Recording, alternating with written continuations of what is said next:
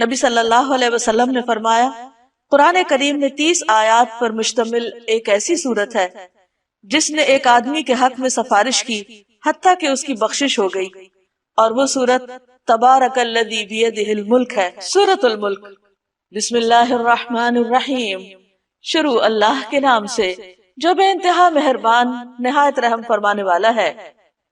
تبارک الذی بیدہ الملک وہو علی کل شیء قدیر، نہایت بزرگ و برتر ہے، بہت بابرکت ہے وہ جس کے ہاتھ میں کائنات کی سلطنت ہے، ہر چیز کا مالک، ہر چیز کا بادشاہ، اور وہ ہر چیز پر قدرت بھی رکھتا ہے، یعنی ایسا بادشاہ نہیں کہ جو بے اختیار ہو، بلکہ وہ ہر ایک چیز کو اپنے کنٹرول میں رکھتا ہے، کوئی چیز اس کے اذن کے بغیر ادھر سے ادھر نہیں ہو سکتی۔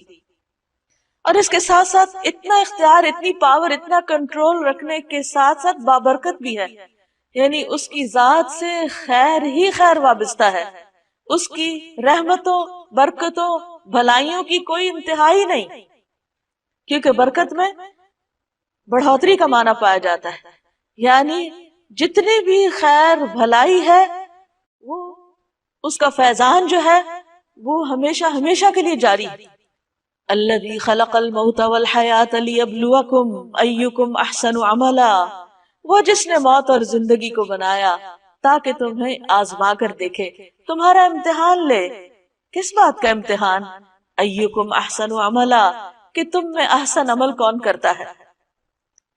اللہ سبحانہ وتعالی نے یہ دنیا بنائی اور اس میں ہمیں بھیجا، اور بھیجنے کے بعد ہماری زندگی موت کا مقصد ہمیں بتا دیا کہ میں نے اس لیے یہ سب کچھ سلسلہ بنایا ہے کہ انسان سے یہ دیکھا جائے کہ وہ اپنی زندگی کا استعمال کیسے کرتا ہے، وہ یہاں دنیا میں کس طرح رہتا ہے، اپنی خواہش کے مطابق یا اللہ کی مرضی کے مطابق، وہ اللہ تعالیٰ کے احکامات کتنے مانتا ہے اور دنیا والوں سے کتنا ڈرتا ہے۔ تو ہم میں سے ہر شخص کی یہ آزمائش ہو رہی ہے۔ اللہ تعالیٰ نے اس کائنات میں ایک بہت ہی بہترین جگہ، پرفیکٹ جنت کی شکل میں بنائی، وہ اتنی خوبصورت ہے کہ جس کی کوئی مثال دنیا میں ہے ہی نہیں، کوئی اس کا تصور ہی نہیں کر سکتا۔ اس جنت میں بسانے کے لیے اللہ تعالیٰ اس دنیا سے انسانوں کا انتخاب کر رہا ہے، امتحان میں ڈالنے کے بعد، ٹیسٹ کرنے کے بعد، کھنگالنے کے بعد یہاں سے وہ بہترین انسانوں کو چنے گا اور وہاں بسائے گا۔ اس کے لیے کوئی کسی کے کام نہیں آئے گا، جیسے کسی دوسرے کی نیکیاں اس سے کوئی اور فائدہ نہیں اٹھائے گا، جو کرے گا وہی پائے گا، جو بوئے گا وہی کاٹے گا۔ اب یہ ہم پہ ڈیپینڈ کرتا ہے کہ ہم اس جنت میں جانے کے لیے کس قسم کے کام کرتے ہیں، کتنی محنت کرتے ہیں۔ نبی صلی اللہ علیہ وسلم نے ایک جگہ پر فرمایا کہ خبردار، اللہ کا سودا بڑا مہنگا ہے اور اللہ کا سودا جنت ہے، یعنی اگر تم اللہ سے تجارت کرنا چاہتے ہو اور اس کی جنت چاہتے ہو تو پھر اس کے لیے قربانیاں کرنی پڑے گی، وہ مفت میں نہیں ملے گی، اس کے لیے محنت کرنی ہوگی۔ اور وہ محنت کیا ہے؟ احسن عمل، بہترین کام۔ بہترین کام وہ نہیں ہوتے کہ انسان جن کو خود بہترین سمجھے، یعنی اس کی اپنی عقل کہے کہ یہ بہت اچھا ہی کر لیتے ہیں۔ مثلا اگر کسی کا دل کسی خاص کپڑا پہننے کو کر رہا ہے تو وہ کہے کہ یہ سب سے اچھا کام ہے کیونکہ میرا دل یہ چاہ رہا ہے کہ میں یہ پہنوں، تو ضروری نہیں کہ وہ اللہ تعالیٰ کو بھی پسند ہو۔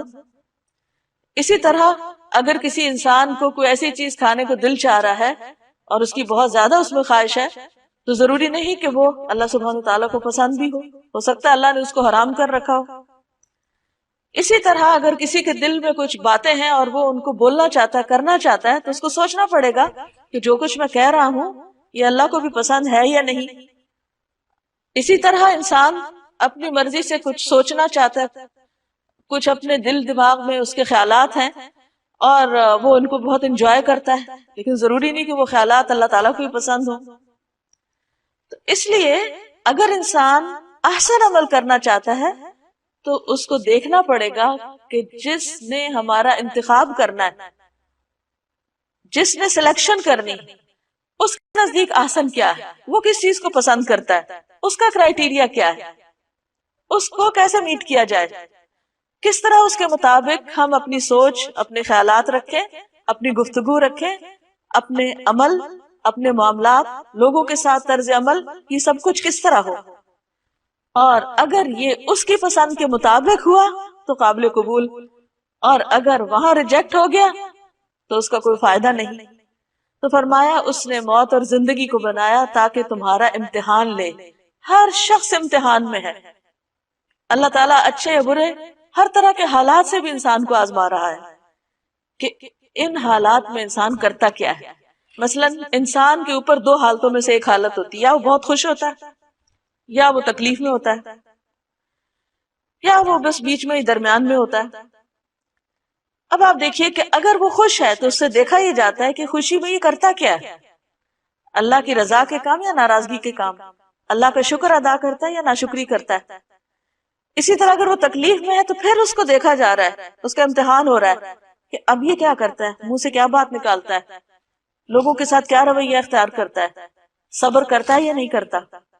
اور اگر دو کے بیچ میں ہے، یعنی نہ بہت خوش ہے نہ بہت تکلیف میں ہے، تو اس وقت کو کس طرح استعمال کر رہا ہے، یعنی روٹین میں اپنی روزمرہ زندگی کے جو اس کو اللہ تعالیٰ نے نعمتیں دی ہیں، صحت، زندگی، مال و دولت، اولاد، وقت، جوانی، ان ساری چیزوں کو کس کام میں لگا رہا ہے؟ کیا اس کا ہم اور غم صرف دنیا ہے، یا وہ اپنی ان ساری انرجی سے اور ملنے والی ساری نعمتوں سے کوئی اچھے کام بھی کر رہا ہے جس میں خلق خدا کا بھلا ہو، یا اس کی اپنی آخرت کے لیے چیزیں فائدہ مند ہو، خواہ وہ اللہ تعالیٰ کی براہ راست عبادت کا کوئی کام ہو یا بندوں کی خدمت کا کوئی کام، کیونکہ یہ زندگی بیکار گزارنے کے لیے نہیں ملی۔ اس دنیا میں سب سے بڑا نقصان اگر کوئی کر سکتا ہے کسی چیز کا تو وہ خود انسان اپنا ہی کرتا ہے، جب اپنے آپ کا وقت ضائع کرتا ہے، خواہ وہ بیکار کچھ نہ کر کے یا فضول کام کر کے۔ اس لیے جنت الفردوس میں جانے والوں کی جو صفات قرآن مجید میں بیان ہوئی ہیں، ان میں سے ایک صفت یہ ہے کہ والذین هم عن اللغو معرضون، کہ وہ ایسے کاموں سے پرہیز کرتے ہیں جو لغو ہوتے ہیں، بیکار ہوتے ہیں، جن کا نہ دنیا میں فائدہ اور نہ آخرت میں فائدہ، ادھر ادھر کی فضول باتیں، ادھر ادھر کے لوگوں کے حالات میں تجسس، اور بعض اوقات وہ غلط رستے پر بھی انسان کو ڈال دیتے ہیں۔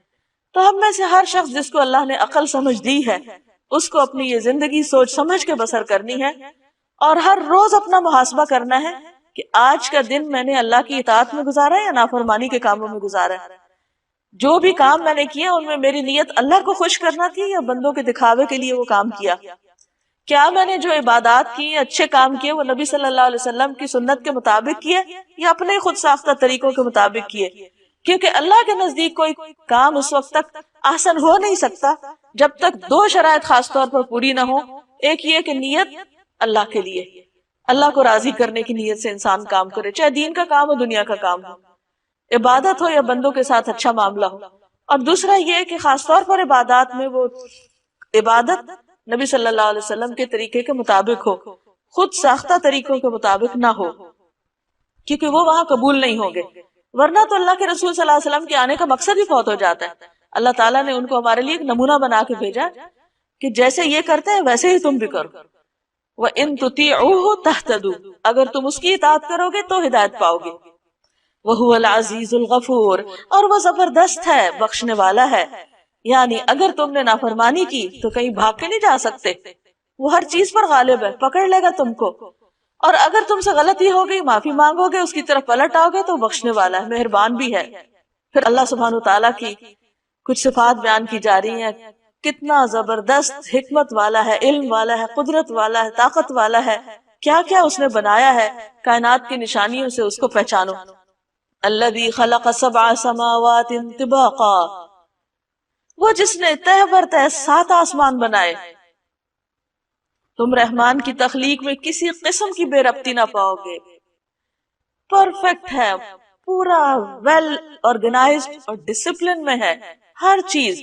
یہ نہیں کہ اللہ تعالیٰ نے آسمان بنایا اور پھر وہ اسے کنٹرول نہیں ہو رہے، یا زمین کے اندر کوئی ایسی خرابیاں ہو رہی کہ وہ آؤٹ آف کنٹرول ہوگی اور وہ جا ٹکرائے کسی اور چیز سے، یا اسی طرح زمین کے اوپر جو چیزیں ہیں، کوئی بھی چیز ایسی نہیں، تخلیق کی کوئی بھی چیز ایسی نہیں کہ جس کے اندر کسی قسم کی کوئی ڈسکرپنسی ہو، کبھی وہ کچھ کرنے لگ جائے کبھی کچھ کرنے لگے۔ مثلا یہ نہیں کہ آگ کبھی جلا رہی اور کبھی ٹھنڈی ہوا دے رہی، اس نے جو کچھ بنایا جس طریقے پر بنایا جس کام کے لیے اس کو بنایا وہ وہی کام کر رہا ہے. اس سے ایک بہت بڑا سبق ملتا ہے کہ اگر ایک چیونٹی سے لے کر ایک ہاتھی تک اپنے اس کام میں لگا ہوا ہے جو اللہ نے اس کے لیے بنایا ہے، جو اللہ نے اس کے لیے رکھا ہے، اور وہ اس مقصد کو پورا کر رہا ہے اس دنیا میں جس مقصد کے لیے اس کو بھیجا گیا ہے، کیونکہ اللہ تعالیٰ کا کوئی کام بھی بے مقصد نہیں، تو پھر کیا انسان کی زندگی کا کوئی مقصد نہیں ہوگا؟ وہ ایسے ہی بیکار بھیج دیا گیا کہ جو جی چاہے کرے، اور اس کی زندگی میں کوئی ڈسپلن نہ ہو، کوئی آرگنائزیشن نہ ہو، اور بغیر کسی ڈائریکشن کے بس وہ صبح اٹھے اور شام کر دے. نہیں، فرمایا تم رحمان کی تخلیق میں کسی قسم کی کوئی بے ربطی نہ پاؤ گے. پھر پلٹ کر دیکھو، کیا تمہیں کوئی خلل نظر آتا ہے؟ کوئی خرابی نظر آتی ہے؟ آسمانوں میں دیکھو، ستاروں اور سیاروں پر غور و فکر کرو، ہر چیز اپنی رفتار کے ساتھ اور اپنے طریقے پر اور اپنی ڈائریکشن پر چلتی چلی جا رہی ہے، اور اتنے ہیوج بڑے بڑے ستارے سیارے بغیر کسی ادھر ادھر ہوئے اپنی ایک سیدھ میں چل رہے ہیں جو اللہ نے راستہ ان کے لیے مقرر کیا.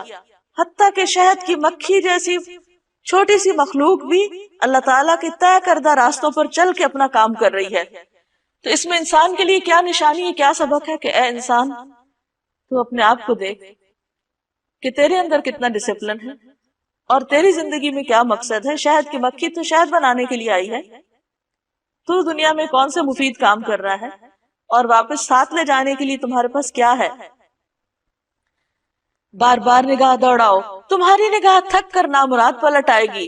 ہم نے تمہارے قریب کے آسمان کو عظیم الشان چراغوں سے آراستہ کیا، یعنی ستارے بنائے، اور انہیں شیاطین کو مار بھگانے کا ذریعہ بھی بنایا. ان شیطانوں کے لیے بھڑکتی ہوئی آگ ہم نے مہیا کر رکھی ہے. جن لوگوں نے اپنے رب سے کفر کیا ہے، اپنے رب کو نہیں مانتے، ان کے لیے جہنم کا عذاب ہے اور وہ بہت ہی برا ٹھکانہ ہے. جب وہ اس میں پھینکے جائیں گے تو اس کے دھاڑنے کی ہولناک آواز سنیں گے، اور وہ جوش کھا رہی ہوگی، شدت غضب سے پھٹی جا رہی ہوگی. ہر بار جب کوئی انبوہ اس میں ڈالا جائے گا، اس کے کارندے ان لوگوں سے پوچھیں گے کیا تمہارے پاس کوئی خبردار کرنے والا نہیں آیا تھا؟ وہ جواب دیں گے ہاں، خبردار کرنے والا ہمارے پاس آیا تھا، مگر ہم نے اسے جھٹلا دیا اور کہا اللہ نے کچھ بھی نازل نہیں کیا، یہ تم لوگ خود ہی اپنے پاس سے باتیں بنا رہے ہو. ان انتم الا فی ضلال کبیر، تم بڑی گمراہی میں پڑے ہوئے ہو. یعنی ہدایت کے رستے کی طرف بلانے والے پیغمبر ہو یا ان کے بعد دوسرے لوگ ہو، انہوں نے انہی کو غلط ثابت کر دیا اپنے تئیں. وقالوا لو كنا نسمع او نعقل ما كنا في اصحاب السعیر، اور وہ کہیں گے کاش ہم سنتے یا سمجھتے تو آج اس بھڑکتی ہوئی آگ کے سزاواروں میں شامل نہ ہوتے. یعنی اس دن ان کو جو ریگریٹس ہوں گے، جو ندامت اور حسرت ہوگی، وہ کس بات پر؟ کاش ہم حق کی بات سن تو لیتے، ہم نے تو سننے سے انکار کر دیا. تو جو شخص آج نہیں سنتا خیر کی، حق کی بات، وہ کل قیامت کے دن سخت پچھتائے گا. اور پھر یہ کہ صرف ایسا نہیں سننا کہ بغیر سمجھے اس کو سن لیا جائے، ساتھ ہی کہا او ناقلو، یعنی عقل کا استعمال ضروری ہے. آنکھیں بند کر کے انسان کسی کے پیچھے نہ چلے، اس طرح وہ اپنے قصور کا خود اعتراف کر لیں گے. لعنت ہے ان دوزخیوں پر. ان الذین یخشون ربهم بالغیب لهم مغفرۃ واجر کبیر، جو لوگ بن دیکھے اپنے رب سے ڈرتے ہیں، یقیناً ان کے لیے مغفرت ہے اور بڑا اجر ہے. تم خواہ چپکے سے بات کرو یا اونچی آواز سے، اللہ کے لیے یکساں ہے، وہ تو دلوں کا حال تک جانتا ہے. کیا وہی نہ جانے گا جس نے پیدا کیا، حالانکہ وہ باریک بین اور باخبر ہے. وہی تو ہے جس نے تمہارے لیے زمین کو تابع کیا، چلو اس کے سینے پر اور کھاؤ خدا کا رزق، یعنی اللہ کا رزق کھاؤ، اسی کے حضور تمہیں دوبارہ زندہ ہو کر جانا ہے. یعنی اللہ کی نعمتیں استعمال کرو لیکن اللہ کو نہ بھولو. یعنی اللہ تعالیٰ نے زمین پہ یہ سب کچھ اس لیے نہیں پیدا کیا کہ انسان اس کو استعمال نہ کرے، لیکن جس چیز سے منع کیا وہ یہ کہ اللہ کا کھا کے اللہ کا وفادار بنے، اس کا شکر گزار بنے. اسی کے حضور تمہیں دوبارہ زندہ ہو کر جانا ہے. کیا تم اس سے بے خوف ہو کہ وہ جو آسمان میں ہے تمہیں زمین میں دھسا دے؟ یعنی کیسے غافل ہو کے سوتے ہو تم، کیسے اس کو بھول کر دنیا میں چل پھر رہے ہو؟ تمہیں ڈر نہیں لگتا کہ اللہ تعالیٰ جہاں تم کھڑے ہو اسی زمین کے حصے کو پھاڑ کے تمہیں اس کے اندر ڈال دے اور زمین تمہیں لے کے اندر کی طرف لڑک جائے، اور کئی دفعہ ایسے ہوتا بھی ہے، لینڈ سلائڈنگ وغیرہ، اور یکا یک یہ زمین جھکولے کھانے لگے. یعنی اللہ کی زمین پر تم نافرمانی کے ساتھ کیوں چل پھر رہے ہو؟ کیا تم اس سے بے خوف ہو کہ وہ جو آسمان میں ہے تم پر پتھراؤ کرنے والی ہوا بھیج دے؟ پھر تمہیں معلوم ہو جائے گا کہ میری تنبیہ کیسی ہوتی ہے. ان سے پہلے گزرے ہوئے لوگ جھٹلا چکے ہیں، پھر دیکھ لو کہ میری گرفت کیسی سخت تھی. کیا یہ لوگ اپنے اوپر اڑنے والے پرندوں کو پر پھیلائے اور سکیڑتے نہیں دیکھتے؟ یعنی اللہ کی نشانیاں تو بے شمار ہیں. یعنی ایک پرندے کا ہوا میں اڑنا ایک میریکل سے کم نہیں، لیکن تم غور ہی نہیں کرتے، اس کو فار گرانٹیڈ لیتے ہو کہ بس ہاں ٹھیک ہے اللہ نے بنا دی، اڑ رہے ہیں وہ. اس میں بہت بڑا سبق ہے تمہارے لیے. انہیں غور سے دیکھو، شعوری طور پر دیکھو. رحمان کے سوا کوئی نہیں جو انہیں تھامے ہوئے ہو. یعنی جو ایک پرندہ بھی اڑ رہا ہے تو اللہ کی حفاظت میں اڑ رہا ہے. اللہ نے اس کو ایسا جسم دیا، ایسی ہڈیاں دی کھوکھلی، ایسے پر دیے، اس شیپ کا بنایا کہ وہ اڑ سکے. اللہ تعالیٰ نے ہی اس کو یہ طریقہ بھی سکھایا اور پھر اس کو اپنی حفاظت بھی دی، پناہ بھی دی. وہی ہر چیز کا نگہبان ہے. یعنی جو پرندوں کی حفاظت کر رہا ہے وہی باقی ہر چیز کی حفاظت کرتا ہے. بتاؤ آخر وہ کون سا لشکر تمہارے پاس ہے جو رحمان کے مقابلے میں تمہاری مدد کر سکتا ہو؟ حقیقت یہ ہے کہ یہ منکرین دھوکے میں پڑے ہوئے ہیں. یا پھر بتاؤ کون ہے جو تمہیں رزق دے سکتا ہے؟ اگر رحمان اپنا رزق روک لے تو پھر اس کا رزق پا کر اس کا شکر کیوں نہیں ادا کرتے؟ دراصل یہ لوگ سرکشی اور حق سے گریز پر اڑے ہوئے ہیں. بھلا سوچو جو شخص منہ اندھائے چل رہا ہو، یعنی بغیر سوچے سمجھے بس ایک روٹین کی لائف گزار رہا ہو، وہ زیادہ صحیح راہ پانے والا ہے، یا وہ جو سر اٹھائے سیدھا ایک ہموار سڑک پر چل رہا ہو، یعنی اپنا راستہ خود اپنی آنکھوں سے دیکھ کر اسٹریٹ پاتھ پر ہو؟ ان سے کہو اللہ ہی ہے جس نے تمہیں پیدا کیا، تم کو سننے اور دیکھنے کی طاقتیں دی، سوچنے سمجھنے والے دل دیے، مگر تم کم ہی شکر ادا کرتے ہو. یعنی اللہ نے تمہیں جانوروں کی طرح پیدا نہیں کیا، عقل سمجھ دے کے کیا، لیکن تم کیا صرف جانوروں کی سطح پر زندگی بسر کرو گے کہ جس طرح وہ صرف اپنی خواہشات کی بنا پہ جیتے، کھاتے ہیں، پیتے ہیں، چلتے پھرتے ہیں اور بچے پیدا کرتے اور بات ختم؟ تم بھی ایسی زندگی بسر کرو گے؟ نہیں، اللہ نے تمہیں اپنی عبادت کے لیے پیدا کیا. وہ تو اپنی ان بیسک نیڈز کے ساتھ ساتھ اللہ کا ذکر بھی کرتے رہتے ہیں. تو انسان کیا تو اسی غفلت میں پڑا رہے گا؟ ان سے کہو اللہ ہی ہے جس نے تمہیں زمین میں پھیلایا ہے اور اسی کی طرف سمیٹے جاؤ گے. یہ کہتے ہیں اگر تم سچے ہو تو بتاؤ یہ وعدہ کب پورا ہوگا، یعنی قیامت کا یا پھر عذاب کا؟ کہو اس کا علم تو اللہ کے پاس ہے، میں تو بس صاف صاف خبردار کر دینے والا ہوں. پھر جب یہ اس چیز کو قریب دیکھ لیں گے تو ان سب لوگوں کے چہرے بگڑ جائیں گے جنہوں نے انکار کیا. یعنی آخرت کا عذاب دیکھتے ہی ان کی حالت خراب ہو جائے گی، اور اس وقت ان سے کہا جائے گا یہی ہے وہ چیز جس کے لیے تم تقاضا کر رہے تھے. ان سے کہو کبھی تم نے یہ بھی سوچا کہ اللہ خواہ مجھے اور میرے ساتھیوں کو ہلاک کر دے یا ہم پر رحم کرے، کافروں کو دردناک عذاب سے کون بچا لے گا؟ ان سے کہو وہ بڑا رحیم ہے، اسی پر ہم ایمان لائے، اسی پر ہمارا بھروسہ ہے. ان قریب تمہیں معلوم ہو جائے گا کہ سری گمراہی میں پڑا ہوا کون ہے. ان سے کہو کبھی تم نے یہ بھی سوچا کہ اگر تمہارے کنووں کا پانی زمین میں اتر جائے تو کون ہے جو اس پانی کی بہتی ہوئی سوتیں تمہیں نکال کر لا دے گا؟ یعنی اس زمین پر جو کچھ ہے اللہ کا ہے. اگر تم اس سے فائدہ اٹھا رہے ہو تو اللہ کے اذن سے فائدہ اٹھا رہے ہو، اور اگر وہ اپنی نعمتیں واپس لے لے تو تمہارے پاس کوئی زور نہیں کہ تم ان نعمتوں کو اپنی طاقت سے لے آؤ.